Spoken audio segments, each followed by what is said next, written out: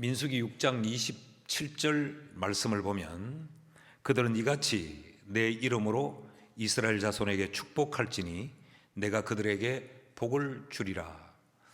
저는 이 말씀이 제게 늘 채무의 부담으로 남아 있습니다. 왜냐하면 이 말씀을 누구에게 하셨는가 하면 여기서 말하는 그들이라고 하는 이들은 아론과 그의 아들들 제사장을 일컫습니다. 23절 말씀을 보시면 그 23절은 아론과 그의 아들들에게 말하여 이르기를 너희는 이스라엘 자손을 위하여 이렇게 축복하여 이르되, 아론과 그의 아들들 제사장들에게 말씀을 주셨어요. 그 주신 말씀이 27절 말씀을 보시면 그들이 이같이 내 이름으로 이스라엘 자손에게 축복할지니 내가 그들에게 복을 주리라. 어떤 내용의 말씀을 그들에게 축복하라고 말했느냐? 24절에서 26절 말씀을 보시면요, 여호와는 내게 복을 주시고 너를 지키시기를 원하며 여호와는 그의 얼굴을 네게 비추사 은혜 베푸기를 원하며 여호와는 그 얼굴을 네게로 향하여 드사 평강 주시기를 원하노라 할지니라 하라 그랬어요. 하나님은 모세에게 그 아론과 그의 아들들 그 제사장들에게 이렇게 말해라. 여호와의 이름으로 이스라엘 자손에게 축복하라고 말해라. 그러면 내가 그들에게 복을 줄 것이다 라고 말씀을 했어요. 오늘 목사는 구약의 제사장은 아닙니다. 그러나 그 제사장의 기능을, 그 성격을 목사가 이어가고 있는 것이죠.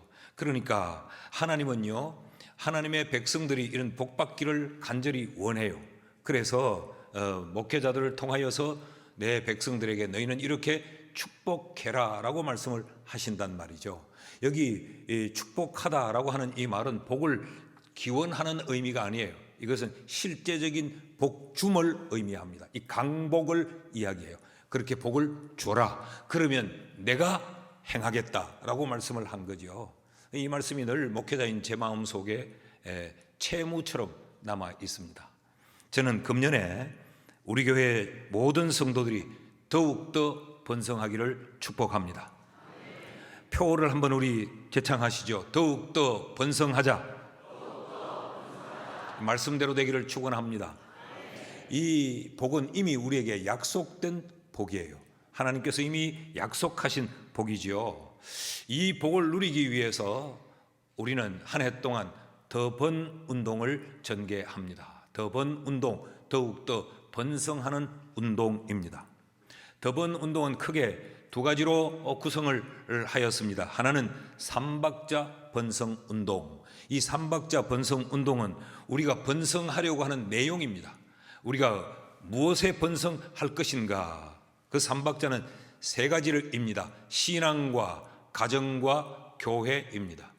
신앙이 번성하고 우리의 가정이 번성하고 우리의 교회가 번성하자. 이 세 영역이 평안과 번성의 조화를 이루는 운동이 바로 삼박자 번성 운동이에요. 삼박자 파종 운동은 뭐냐? 이 번성하려는 이것을 우리가 실천하는 운동이 삼박자 파종 운동입니다. 이 삼박자의 번성을 위해서 우리는 이런 것들을 실천하여 이 삼박자, 이 번성을 우리가 경험하자라고 하는 것인데, 이것은 세 가지 씨뿌림 파종 운동입니다.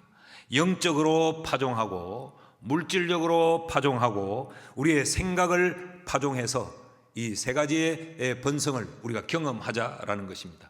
영적으로 성경은 우리에게 심고 거두는 것이 성경의 축복의 원칙으로 설명하고 있단 말이죠. 영적으로 씨 뿌리면 우리는 영적으로 거두게 될 것이고, 우리가 물질로 씨를 뿌리면 우리의 가정이 번성케 될 것이고, 우리의 생각을 파종함으로 인하여서 우리의 삶 전체가 더욱더 번성해지기를 원하는 것, 그것이 바로 삼박자 파종 운동입니다. 삼박자의 이 번성은 신앙으로부터 출발되어져야 합니다. 신앙이 번성해야, 영적인 번성함이 있어야 육적인 번성함이 따라오기 때문에 그렇습니다. 요한 3서 2절 말씀을 보면 이렇게 기록하고 있죠. 사랑하는 자여, 네 영혼이 잘됨같이 네가 범사에 잘되고 강건하기를 내가 간구하노라. 영혼의 잘됨을 먼저 언급하고 있어요. 그러니까 이 신앙이 번성해야 범사가 잘되고 강건하는 이 복도 같이 따라오게 된다라고 지금 성경이 이해하고 있는 겁니다. 이 신앙의 번성은 예배와 말씀과 기도에서 일어나야 합니다. 예배의 번성이 있어야 되고, 말씀의 번성함이 있어야 되고, 기도의 번성함이 있어야 우리는 신앙의 번성함이 일어나는 거죠. 예배가 뭐냐? 오늘 예배가 무엇인지를 배울 텐데, 신학적으로 이론적으로 그렇게 어려운 말씀을 하려고 하는 것이 아니고 이 35장에 야곱을 통하여서 하나님이 우리에게 가르치는 그 예배를 배워보십시다. 예배가 뭐냐? 그 첫째로 예배는 하나님이 원하시는 요청이 예배입니다. 1절 말씀을 보실까요? 1절 말씀은 이렇게 시작합니다. 하나님이 야곱에게 이르시되, 하나님이 야곱에게 말씀을 하시는데 뭘 말씀하시느냐? 일어나 베델로 올라가서 거기 거주하며 네가 네 형 에서의 낯을 피하여 도망하던 때에 네게 나타났던 하나님께 거기서 제단을 쌓으라 하신지라. 두 가지를 말씀하시죠. 하나님이 야곱에게 하나는 일어나 베델로 올라가라 라고 말씀을 하시고, 또 하나는 그곳에서 제단을 쌓으라 라고 말씀을 하십니다. 하나님이 야곱에게 올라가라고 한 그 베델은 어떤 곳인가? 이 베델은 야곱의 인생에 있어서 대단히 의미 있는 장소입니다. 여러분, 우리도 우리의 인생에 특별한 그런 의미를 가지는 그런 특별한 장소가 있지 않아요? 사랑을 고백받았던 장소라든지 뭐 여러 가지 특별한 의미를 갖는 장소가 있는데, 베델이 바로 그런 곳이었어요. 어떤 특별한 의미를 가지는 특별한 장소였는가? 베델은 야곱의 인생에 고비고비마다 등장한 장소가 바로 베델입니다. 인생의 전환이 필요할 때, 인생의 어떤 답이 필요할 때, 인생의 어떤 묶임이 풀어져야 할 때, 그런 고비고비마다 이 베델이 등장하는데, 그 베델에서 어떤 일이 일어났는가? 그곳에서 야곱이 제단을 쌓았던 곳이에요. 하나님이 그곳으로 올라가라, 베델로. 그리고 거기서 또다시 제단을 쌓으라. 하나님이 요구하시는 이 제단을 쌓아라. 이 제단을 쌓는 것은 예배의 구약적 행위입니다. 그러니까 오늘의 신약에 예배를 드리라 라고 하는 의미란 말이죠. 자, 그렇다고 하면 예배가 뭡니까? 예배는 인간의 선택적 행위가 아니라는 것이죠. 야곱이 베델을 찾아갔고, 야곱이 마음에 감동이 있어서 그곳에 예배를 드렸고, 야곱이 이 베델을 택하고 야곱이 제단을 쌓는 것을 선택했다는 이야기가 아니고, 하나님이 야곱에게 베델로 올라가라 말씀을 하시고 그곳에서 내게 제단을 쌓으라고 요구했던 거죠. 이것이 예배라는 이야기입니다. 여러분, 예배는 하나님이 우리에게 원하시는 요청이면서 하나님이 우리에게 원하시는 요청에 우리가 순종하는 행위, 그것이 바로 예배입니다. 그러니까 예배는요, 하나님의 부르심을 따르는 신적 소명의 행위가 바로 예배입니다. 그러므로 예배는 인간에게 있어서 최고의 가치입니다. 하나님이 내게 예배를 요청하시고 하나님이 내게 예배를 원하셨다. 예배는 짐이 아니고 예배는 영광입니다. 예배는 특권입니다. 예배는 바로 그런 의미에서 우리에게 복입니다. 우리가 무의식적으로 이런 생각을 가지는 분들이 의외로 많아요. 예배가 인간의 어떤 수련의 행위인 것처럼 이해하는 분들이 많아요. 이런 거죠. 새 마음도 뒤숭숭하고 참 복잡하고 뭐 일에도 하나 풀리는 것도 없고, 그러니까 나 예배나 드리러 가서 내 마음이 좀 평안하게 안정을 찾았으면 좋겠다. 틀리는 말은 아닌 것 같지만 맞는 말도 아닙니다. 예배는 우리의 어떤 심신의 안정을 찾기 위한 수단이 아니고, 예배는 우리가 어떤 수련을 목적으로 하고 수양을 목적으로 하는 것이 예배가 아니고, 예배는 하나님이 원하시며 그 원하심 앞에 우리가 순종하는 행위가 바로 예배라는 것입니다. 예배는 의식의 집전도 예배의 본질적 의미는 아닙니다. 이런 예배의 어떤 행위를 드리는 것, 이것이 예배의 본질은 아니에요. 하나님이 우리에게 원하시는 그 하나님의 요청, 그러므로 우리는 그 하나님의 원하심에, 그 우리를 향한 하나님의 요청에 순종하는 것이 바로 예배라는 것입니다. 한번 따라 하시죠. 예배는 하나님이 우리에게 원하시는 것이다. 믿습니까? 예배할 때 우리에게 이런 마음이 있어야 돼요. 하나님이 내게 예배를 원하신다. 하나님이 내게 예배를 요구하신다. 그러므로 나는 그 하나님의 원하심이 예배인 걸 알기에 그 하나님의 원하심의 요청을 따라 나는 그 하나님께 순종하는 것, 그것이 바로 예배라는 거죠. 난 이런 마음이 우리에게 있기를 축복합니다. 자, 예배는 하나님이 원하시는 요청이면서 동시에 둘째로 이 예배는 우리가 하나님께 드리는 선물입니다. 아니, 하나님이 원하셔서 우리에게 요청했다는데 이것이 어떻게 우리가 하나님께 드리는 선물이 될 수 있는가? 하나님이 원하니까, 하나님이 요청하니까 싫어도 하는 것, 그것이 그럼 예배여야 하는데 어떻게 우리가 하나님께 드리는 선물이 되는가? 제단을 쌓으라라고 하는 이 의미를 한 번 더 깊이 들여다보면 이것이 하나님께 드리는 선물이라는 걸 우리가 알 수 있어요. 제단이라고 하는 말은 미즈베하라고 하는 말인데 이 단어는 이 자바흐라고 하는 단어에서 왔습니다. 이것은 제물을 바친다라고 하는 의미예요. 그리고 제단은 하나님께 제물을 바쳐 드리는 것이 이 제단이 갖고 있는 의미입니다. 그런데 제단을 쌓으라라고 말했죠. 여기 쌓다라고 하는 말은 이 아사, 만들다라고 하는 단어예요. 제가 금요 성령 축제 때 창세기 1장부터 하나님을 경험하라라고 하는 주제로 쭉 말씀을 드릴 때 이 단어를 여러 번 이야기했어요. 성경에는 창조하다, 만들다라고 하는 단어가 크게 세 가지로 쓰여지고 있는데 하나는 빠라, 없는 무에서 유를 창조할 때 하나님의 절대적인 그 창조의 능력을 표현하는 단어죠. 빠라. 그 다음 또 하나의 단어는 야타르라고 하는 단어이고 또 하나는 아사라고 하는 단어인데 이 두 단어도 창조하다, 만들다라고 하는 의미를 가지고 있는데 이것은 이미 만들어진 재료를 가지고 세밀하게 형상을 만들어낼 때 이 두 단어를 써요. 사람을 만들 때도 야차르, 짐승들을 만들 때도 아사, 이런 단어를 거기 쓰고 있는 거죠. 그러니까 이 제사는 뭐냐, 예배는 뭐냐, 하나님이 우리에게 요청하시고 원하시는 것이 무엇인지를 알아서 그 하나님의 원하심을 맞추어 내가 하나님께 만들어 드리는 것, 그것이 바로 예배라는 거죠. 그러니까 예배는 인간이 하나님께 드리는 선물입니다. 자, 그렇게 제단을 쌓으라고 하는 이 단어의 의미를 찾아보면 예배는 억지로 수동적 행위가 아니라는 거죠.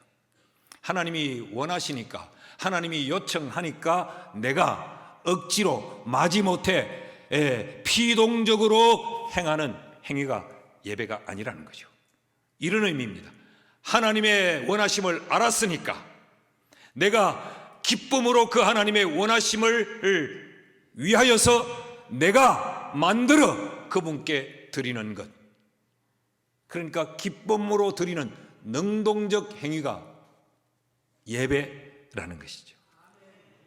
여러분, 선물이라고 하는 의미는 억지의 의미가 아니고 기쁨의 의미, 자원하는 이 의미가 담겨져 있지 않습니까?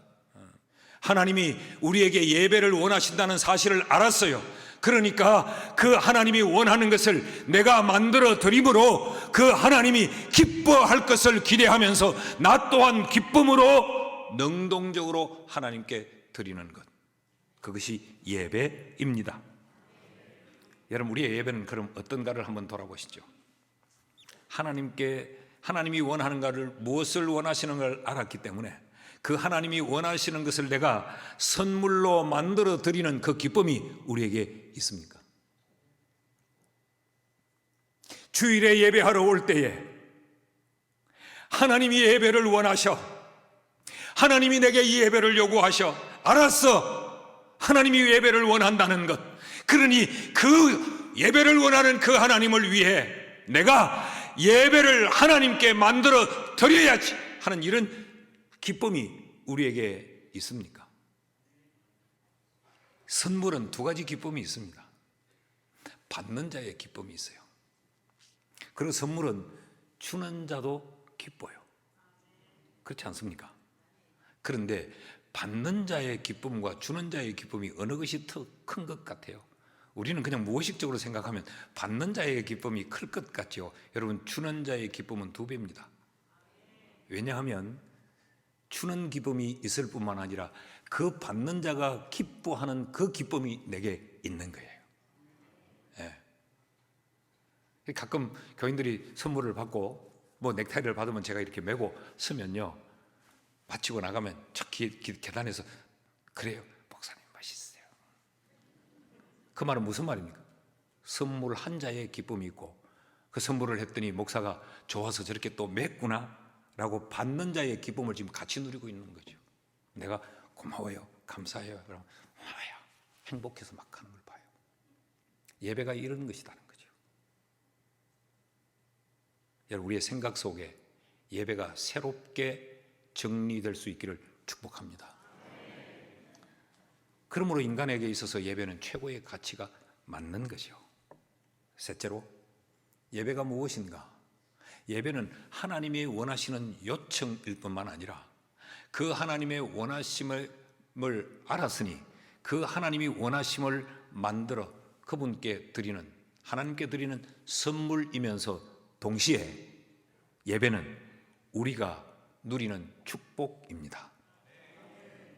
아니, 하나님이 원하셨고 그 하나님의 원하심을 맞춰 선물을 드리면 내게서 그만큼이 빠져나가 내가 손해인 것 같지만 그렇지 않다는 거죠. 야곱의 일생을 우리가 추적해보면 베델이 야곱의 인생에 고비고비마다 등장한다고 말씀을 드렸죠. 그런데 놀랍게도 베델이 등장할 때마다 거기서 야곱은 제사를 지냅니다. 제사를 지낼 때마다 하나님이 등장해요. 하나님이 등장할 때마다 야곱의 인생에 묶인 매듭과 묶임이 풀어집니다. 놀라운 원칙이에요. 자, 야곱의 인생에서 베델이 처음 등장하는 때가 언제냐? 창세기 28장입니다. 거기서 이 베델이 처음 등장하는데 28장 10절과 11절 말씀을 보면 야곱이 브엘세바에서 떠나 하란으로 향하여 가더니 한 곳에 이르러는 해가 진지라. 거기서 유숙하려고 그곳에 한 돌을 가져다가 베개로 삼고 거기 누워 자더니, 지금 야곱이 브엘세바를 떠나서 하란으로 갑니다. 왜 브엘세바를 떠나서 하란으로 가느냐? 야곱이 그의 아버지, 눈먼 아버지를 속이고 그의 형 에스가 받아야 될 장자의 축복을 그가 가로채지요. 그래서 지금 그의 생명을 보존하기 위해 고향을 떠나 도망을 치고 있습니다. 네. 에스가 칼을 뽑아들고 이 야곱을 죽이려고 하고 있습니다. 그러니까 브엘세바를 떠나 하란으로 간다는 말은 고향을 떠난다는 이야기죠. 부모를 떠난다고 하는 것이요. 떠나고 싶어 떠나는 것이 아니라 어쩔 수 없어 떠나는 이 야곱, 그 심정이 어떠했겠습니까? 하란으로 가던 중에 한 곳에 이르러 해가 진지라. 황량한 들판에서 밤을 맞습니다. 안락한 그의 보금자리를 두고 떠나와 아무것도 갖추어지지 않는 빈 들판에서 그는 그 밤을 지나야 합니다. 얼마나 마음이 처량하고 얼마나 무섭고 두려웠겠어요. 그 밤에 형이 나를 따라와 해할지 모르는데 그 들판에서 어떤 사나운 짐승들에 의해 내가 해받지 않을까 하는 두려움이 그에게 있었던 거지요. 그러니까 그 밤은 현재가 불안하고 두렵고 처량할 뿐만 아니라 그의 미래가 불안하고 두려웠던 것입니다. 그 밤에 그 현재는 아무것도 손에 확답을 얻은 것이 없으니까 내가 이 밤에 죽을지, 형이 찾아와 형의 칼에 죽을지, 이 황량한 들판에서 어떤 사나운 짐승이나 도적에 의해 내 생명이 해함을 받을지, 현재가 두려울 뿐만 아니라 지금 내가 도망을 쳐 생명을 유지하기 위해 외삼촌 집으로 가는데 가는 여정에 무엇이 일어날지, 내일 어떤 일을 만날지, 그 외삼촌 집에서 나는 어떻게 될 것인지 모두가 불투명합니다. 그때 하나님이 등장을 하세요. 이어지는 12절에서 15절 말씀을 보면 꿈에 본 적 사닥다리가 땅 위에 서 있는데 그 꼭대기가 하늘에 닿았고, 소위 말하는 사닥다리의 환상을 봅니다. 또 본 적 하나님의 사자들이 그 위에서 오르락 내리락 하고, 또 본 적 여호와께서 그 위에 서서 이르시되. 이 환상은, 꿈에 나타난 사닥다리 환상은 예배의 환상입니다. 야곱이 예배를 드리고 그 예배가 하나님께 상달이 되고 그 꼭대기에 서서 그 예배를 받으시는 하나님이 계시고, 하나님이 등장을 하셔서 그 위에 서서 이르시되.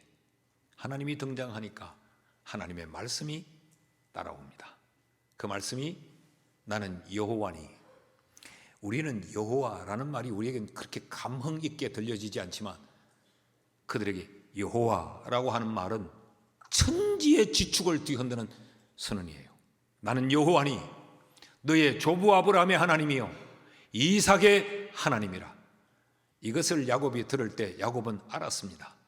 내 조부 아브라함과 함께 하셨던 그 하나님, 그 아브라함에게 복을 주셨던 하나님, 그 아브라함의 안녕과 복지를 책임지셨던 그 하나님, 내 아버지 이삭과 함께 하셨던 그 하나님, 우리의 아비를 지키시고 우리의 가문을 오늘에 이르게 하셨던 그 하나님, 이것을 야곱은 아는 거죠.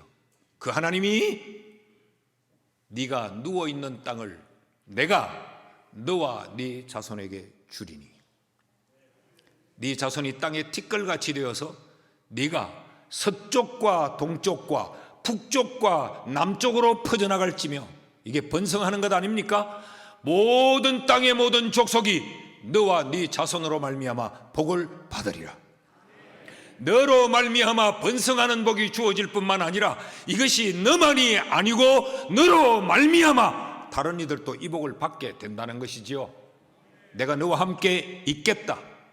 네가 어디로 가든지 너를 지키며 너를 이끌어 이 땅으로 돌아오게 할지라.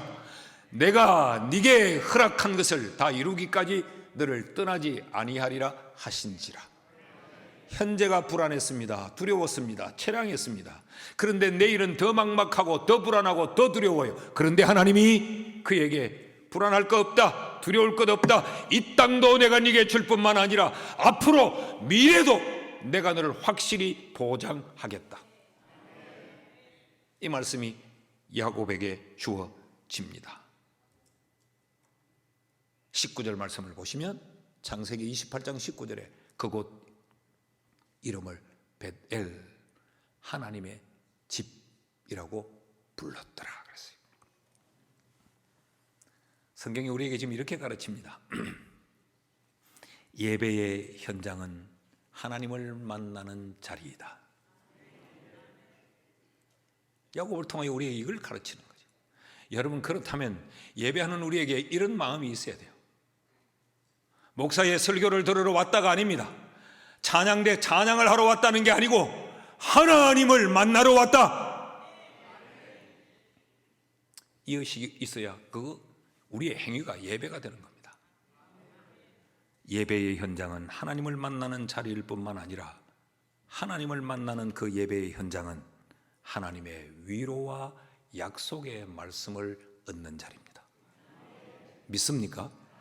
여러분, 예배를 통하여서 선포되어지는 이 말씀으로 위로와 내게 주시는 하나님의 그 약속을 얻는 자리라는 거죠. 이 사실을 알면 우리의 예배 시간에 정신줄을 놓을 수가 없어요. 잡생각을 할 수가 없어요. 우리의 마음의 초점을 말씀에 맞추지 않을 수가 없는 것이죠.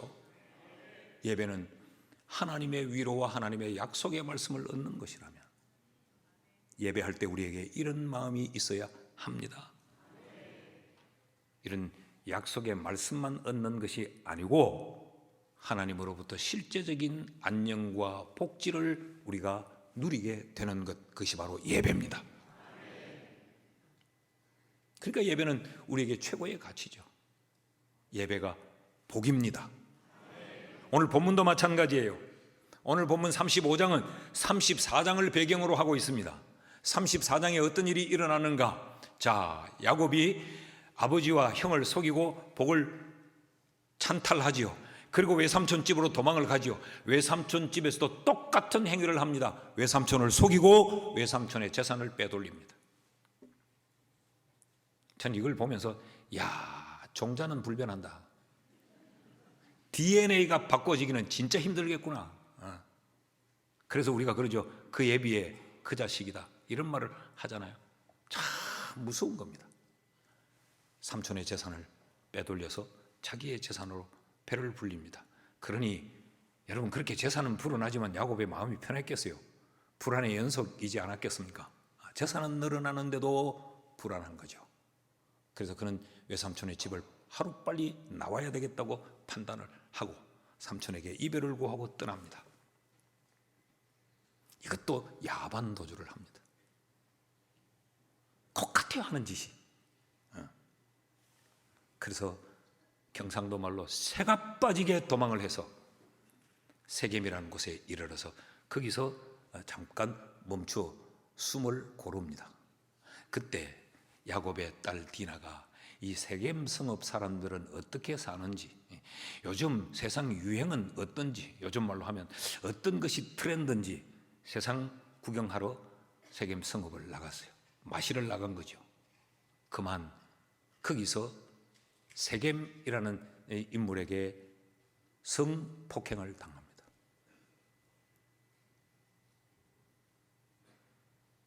그러자 그의 남자 형제들이, 야곱의 아들들이 눈이 돌아버린 거죠. 용서할 수 없다, 원수는 갚자. 그리고 애비가 한 대로 똑같이 세겜성의 사람들에게 거짓말을 하고 속입니다. 그래서 결국 그 성읍의 남자들을 죽입니다. 문제가 해결이 돼야 되는데 그 소식을 듣자 야곱이 불안해졌습니다. 어느 정도로 불안했느냐? 34장 30절 말씀을 보면 야곱이 시몬과 레위에게 이르되 너희가 내게 화를 끼쳐 나로 하여금 이 땅의 주민 곧 가나안 족속과 브리스 족속에게 악취를 내게 하였도다. 나는 수가 적은데 그들이 모여서 나를 치고 나를 죽이지 않겠나? 그들이 가만히 있겠냐? 그러면 나와 내 집은 멸망하게 될 거야. 멸망의 두려움과 불안을 갖는 겁니다. 그때 하나님이 등장을 하시고 그때 베델이 등장을 해요. 35장 1절 말씀을 띄워주실 수 있습니까? 하나님이 야곱에게 이르시되 일어나 베델로 올라가라. 거기서 제단을 쌓으라 라고 말씀을 하세요. 자, 야곱은 이 말씀을 붙잡고 베델로 올라갑니다. 그런데 5절 말씀을 보십시오. 그들이, 야곱의 가족들이 떠났으나 하나님이 그 사면 고을들로 크게 두려워하게 하셨으므로 야곱의 아들들을 추격하는 자가 없었더라. 그들이 연합군을 결성해서 우리를 씨를 말리지 않겠느냐? 이제 우리의 가문은 끝났다. 극심한 두려움과 불안 가운데 사로잡혀 있던 이 야곱, 하나님이 사면 고을로 다 두렵게 하셔서 베델로 제단을 쌓으러 올라가는 그들이 아무런 해를 받지 않도록 안전하게 해 주시더라는 거죠. 여러분, 그러므로 예배는 복입니다. 예배의 자리로 올라오는 것, 그리고 그 하나님께 우리가 예배하는 것, 하나님께 우리가 드리는 것으로 끝날 것이 아니고 드림으로 하나님으로부터 우리에게 주어지는 이런 복, 안녕과 복지를 하나님의 손에서 보장받는 이 복이 예배에 있습니다. 그러므로 여러분 한 해 동안 예배에 목숨을 거는 우리가 될 수 있기를 축복합니다. 여러분이 예배의 복을 받기를 원합니다. 예배의 성공자가 되기를 원합니다. 그 어떤 것보다 예배에 우선순위를 두고 그 어떤 것에서도 예배가 밀려나는 것이 아니라 예배가 가장 앞장서고 예배를 예배답게 드림으로 예배에 성공하는 그런 우리 삼부 예배 성도들이 될 수 있기를 주의 이름으로 축복합니다. 자, 7절 말씀을 보시면요, 그가 거기서 베델에 올라갔어요. 베델로 예배하러 올라가니까 아무도 건드린 사람이 없어요. 올라갔더니 거기서 제단을 쌓고 그곳을 엘베델이라 불렀으니 이는 그의 형의 낯을 피할 때에 하나님이 거기서 그에게 나타나셨습니다. 성경이 왜 이렇게 지금 복잡하게 말해요? 형이 야곱을 죽이려 하거든. 그때도 예배했더니 너 안전빵이었지. 지금도 봐라. 지금도 이렇게 예배하니까 안전빵이지. 이걸 기억시키는 거예요. 예배가 복인 것이 확실하다는 이야기입니다. 11절 말씀을 보시죠. 하나님이 그에게 이르시되, 하나님의 말씀이 또 주어집니다. 나는 전능한 하나님이라. 생육하며 번성하라 한 백성과 백성들의 총회가 네게서 나오고 왕들이 네 허리에서 나오리라. 이런 복이 베델에서 예배할 때 주어졌다는 거죠. 그러니 예배에 목숨을 걸어야지. 저는 이렇게 말하고 싶어요. 우리 삶의 문제는 예배로 푼다. 예배가 복이니까.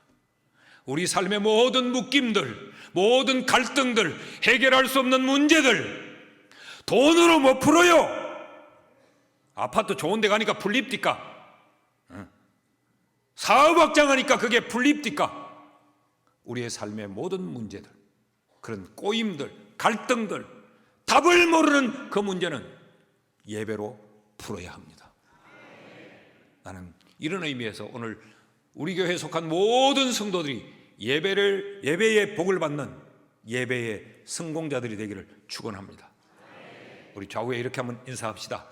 문제를 예배로 풉시다.